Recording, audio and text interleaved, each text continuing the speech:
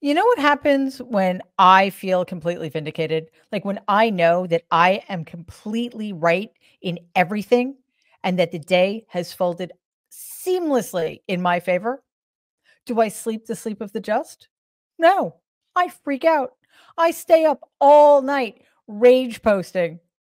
It must be genetic because guess who else wasn't sleeping well last night? Mhm.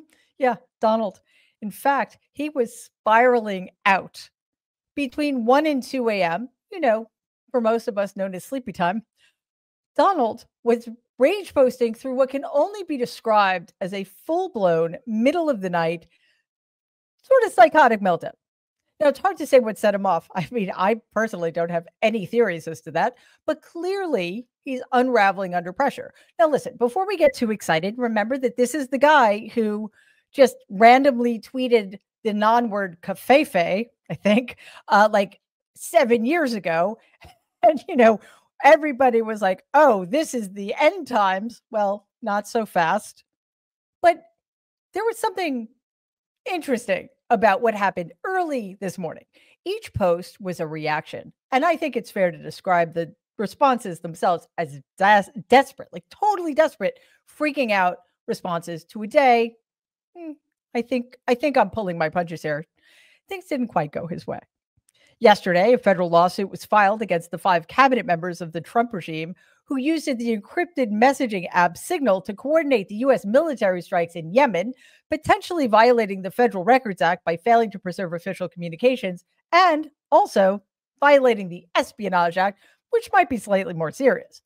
Judge James Boasberg, already presiding over the Trump regime's controversial deportation case involving the Alien Enemies Act of 1798, has been assigned this new lawsuit, prompting attacks from Donald in the White House, including calls for his impeachment simply because Boasberg was selected to do his job.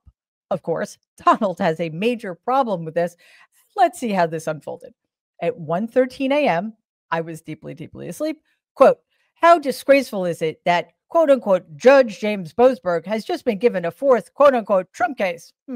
Something which is statistically impossible. There is no way for a Republican, especially a Trump Republican, to win before him. He is highly conflicted, not only in his hatred of me, massive Trump derangement syndrome, but also because of disqualifying family conflicts. Boasberg, who is the chief judge of the D.C. District Court, seems to be grabbing the Trump cases all to himself, even though it's not supposed to happen that way. Is there still such a thing as the wheel where the judges are chosen fairly and at random? The good news is that it probably doesn't matter because it is virtually impossible for me to get an honest ruling in our DC. Oh my God, breathe. Our nation's courts are broken, with New York and DC being the most preeminent of all in their corruption and radicalism. There must be an immediate investigation of this rigged system before it's too late, unquote. Wow, wow, wow, wow. Imagine if you had to say that like I just did. I don't think it would end well. So, first of all, rigged. Let's see. Can't get a fair shake.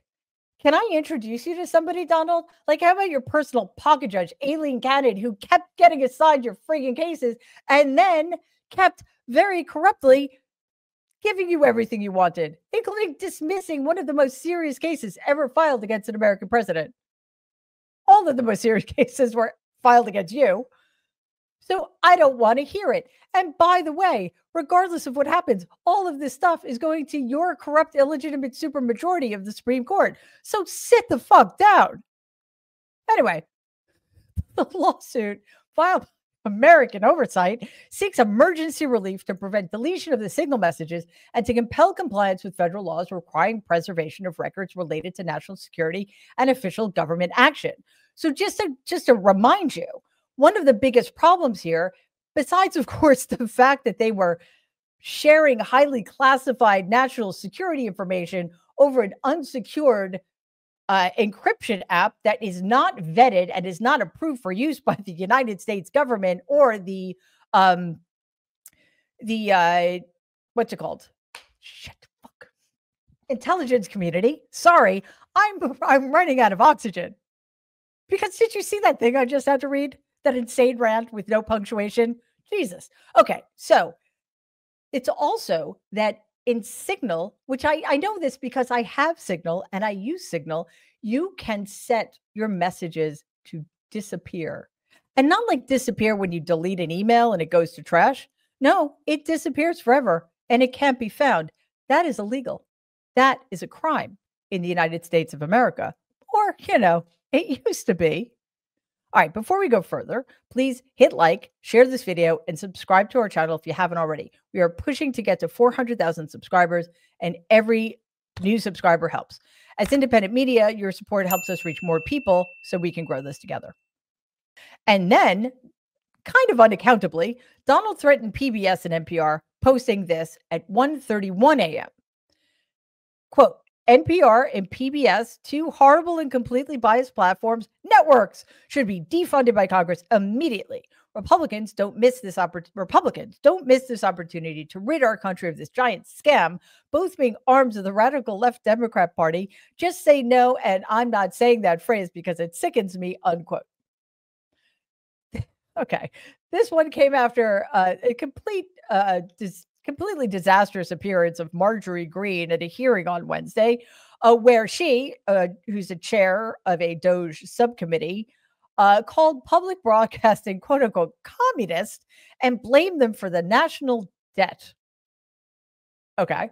But instead of scoring points, the hearing turned into a total mess. Well, because she was there, PBS and NPR executives pushed back with, okay, hope you guys are sitting down, and this didn't go over well with Greene, facts.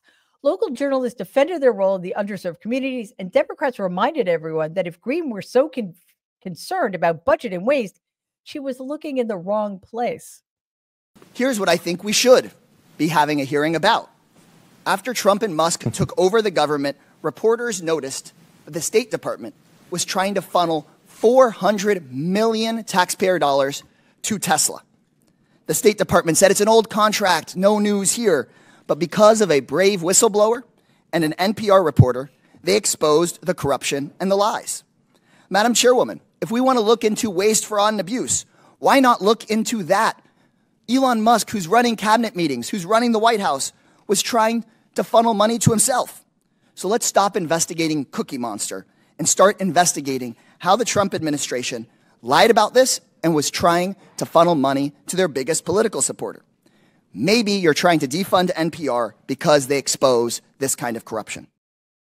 Well, I mean, Cookie Monster's always been a little suspect in my book, but, So by nightfall, or I should say, in the very wee hours of the morning, Donald picked up the baton, parroting Greene's attacks.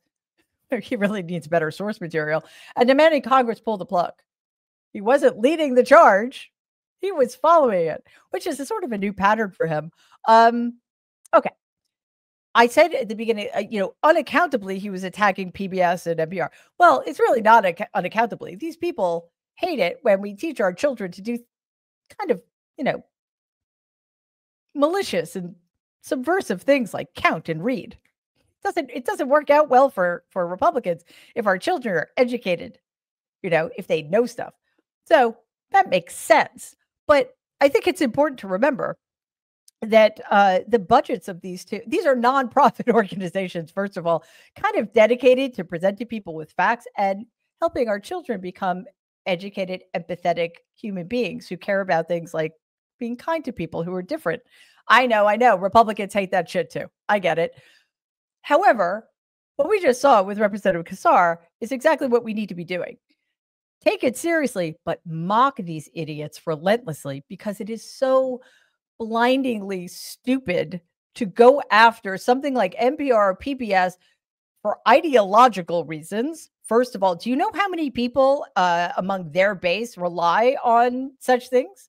First of all. And secondly, it just shows you how vulnerable they are to mockery. We need to mock them. And you know why most of us know how to do that? Because we're literate, because we watched Sesame Street when we were kids.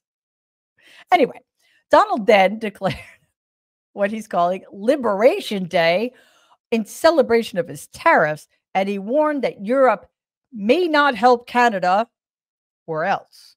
At 1:39 a.m., quote, Liberation Day in America is coming soon. For years, we have been ripped off by virtually every country in the world, both friend and foe, but those days are over. America first, exclamation point, exclamation point, exclamation point, unquote.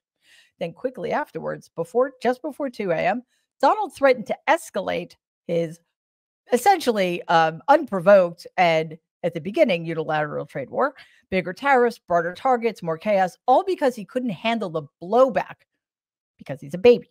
This is what he posted. Quote, if the European Union works with Canada in order to do economic harm to the USA, large-scale tariffs far larger than currently planned will be placed on them, both in order to protect the best friend that each of those two countries has ever had, unquote. Well, that's questionable at this point. This was a tantrum with economic consequences. On Wednesday, Donald announced steep new tariffs on foreign-made cars, sparking outrage across Europe and Canada. The move sent shockwaves through both Europe and our neighbor to the north, where leaders are already bracing for a retaliatory trade war. What started as a midnight meltdown is now full-blown economic escalation and American policy, because that's how dysfunctional we are now. Donald says something randomly in a rage tweet at 2 a.m, and his minions scramble to make it happen. German manufacturers warned it would break supply chains and raise prices. Even Wall Street is starting to wobble in the face of all of this. Stocks took a dive yesterday after Donald's little announcement, sending the S&P 500 down 1.1%, the NASDAQ down 2%, and automakers like GM and Stellantis slipping more than 3%. The only good news in all of this is that Tesla stock plunged nearly 6%, and it's down now 33% on the year. Partially because of the tariff insanity, but also because of consumer backlash over Musk's ties to the Trump regime become closer and more intertwined. Then comes what must really have set Donald off: a public call out on national television by Canada's Prime Minister. Play the clip. And this is a direct attack, to be clear, a direct attack on the very workers that I stood in front of. Unifor workers I stood in front of this morning at the Ambassador Bridge, a bridge that is a symbol and a reality up until now of the tight ties between our two countries, ties of kinship, ties of commerce, ties that are in the process of being broken. We will defend our workers. We will defend our companies. We will defend our country. And we will defend it together. I think what's happened, and this was part of our discussion, over the course of the last several months, Canadian workers, Canadians as a whole across this country, have gotten over the shock of the betrayal and are learning lessons. We have to look out for ourselves, and we have to look out for each other and work together for each other. Yes, we all need to get over the shock and the betrayal and face what we're facing, right?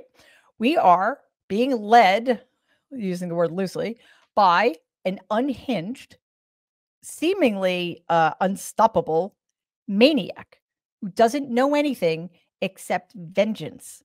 So, can somebody please protect our workers? Because this is no way to run a government.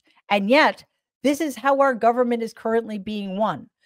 Fiat by rage posting in the middle of the night by a man who is sleep deprived and who has absolutely no idea what's going on, except he is so full of anger, rage, and the need for revenge that he can't see straight. So he's going to lash out at every single person who gets in his way, and that's going to be all of us. So maybe somebody needs to start paying closer attention to this so we don't end up where I'm afraid we might, where all of this becomes normalized and there's no turning back. Let's not let that happen. Please take a second and like and share this video. It'd be awesome if you could subscribe to the channel. If you're listening to us in podcast form, please follow us and give the show a 5-star rating, because it really does help other people find our content. Thanks.